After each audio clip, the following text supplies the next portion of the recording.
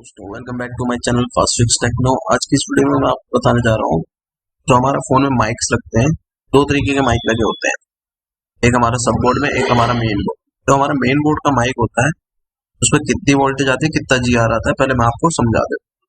देखिए Poco X2 आया था आज मेरे पास, उसी का मैंने आपको वोल्टेज चेक करके बता।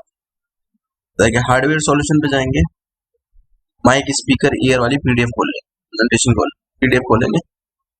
उसके बाद ये नेट चलती थोड़ा लोड लेगी, टाइम लेगी।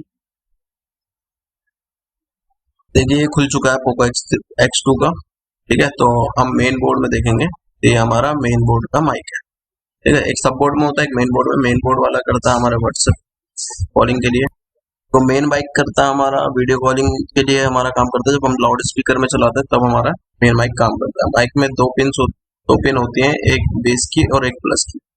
तो बेस वाली पिन पे हमारे दोनों में GR मिलना चाहिए, वो मैं आपको प्रैक्टिकल करके दिखाऊंगा, तब आप GR समझ जाना। और ये हमारी आ रही है ऑडियो IC से, ठीक है। ये सारी ऑडियो IC से लाइन आती है इसकी, प्लस की और बेस की। अब मैं आपको प्रैक्टिकली इसका GR भी चेक करके बताऊंगा इन दोनों NPC पे, और माइक कॉल करने के बाद हमारे बेस वाली और प्लस वाली पिन पे कितना कितना वोल्टेज आता है वो भी दिखाऊंगा। चलिए प्रैक्टिकल में देखा।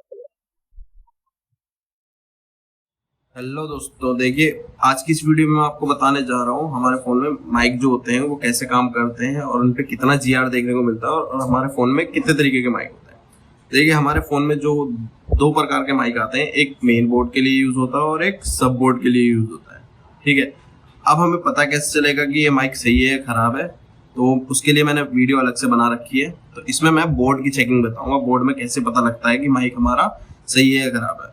माइक की जो दो पिनें होती हैं, एक पॉजिटिव होती है और एक बेस की पिन होती है, तो उसको कैसे चेक करते हैं। तो सबसे पहले हम GR पे चेक करेंगे। तो देखिए मैंने मल्टीमीटर को डायोड रेंज में सेट कर दिया है, रेड प्रॉप को ग्राउंड करूंगा, ब्लैक प्रॉप से चेक करूंगा। तो इधर माइक के दो कंपोनेंट दिखेंगे आपको, दो कैपेसिटर लगे हुए हैं आपस में, एक प्लस की लाइन का है और एक बेस की लाइन का है। बेस को हम वॉइस भी कहते हैं और डाटा भी कहते हैं। तो दोनों में GR देखने को मिलेगा जब हमारा माइक लगा हुआ है, ठीक है। तो अब देखिए 522 हमारा GR आ रहा है पॉजिटिव वाली में, और बेस वाली में 388 आ रहा है। तो पॉजिटिव वाली में हमेशा ज्यादा GR देखने को मिलता है हमें, और बेस वाली में कम GR देखने को मिलता है। अब इसी चीज को मैं आपको वोल्टेज में सेट करके दिखाऊंगा। वोल्टेज में जब हमारा माइक जब चालू होता है, जब हम कॉल करते हैं, तो कितनी वोल्टेज देखने को मिलती है। तो चलिए पहले फोन को ऑन कर लेते हैं। तो बैटरी लगा देता हूँ मैं।